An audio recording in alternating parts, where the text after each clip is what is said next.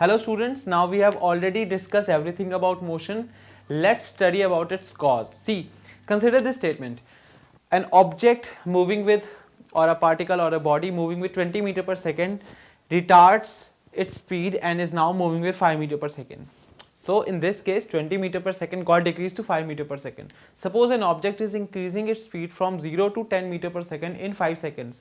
So in both the cases we can put the value of v, u and t and we can find the value of acceleration, right? But what exactly is the cause of their motion, the change in their velocity? There has to be some cause. This is what we have to study about, because every motion is always caused by a term called force. Without force, motions are not possible.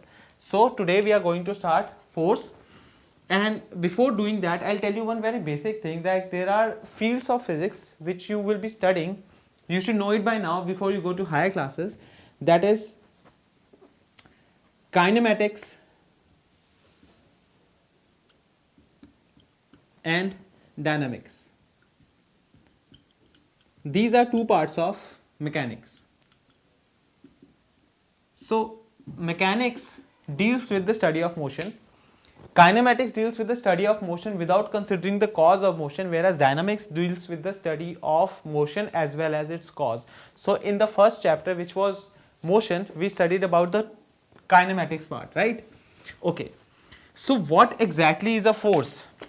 The basic introduction of force that would require is that force is a push or pull which either changes or tends to change the state of rest, state of motion, or direction of an object, direction of a moving object. I would repeat, force is an external push or pull.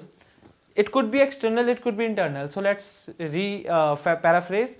Force is an external or internal push or pull which either changes or tends to change the state of rest, state of motion, or the direction of a moving body, right? This is what force is.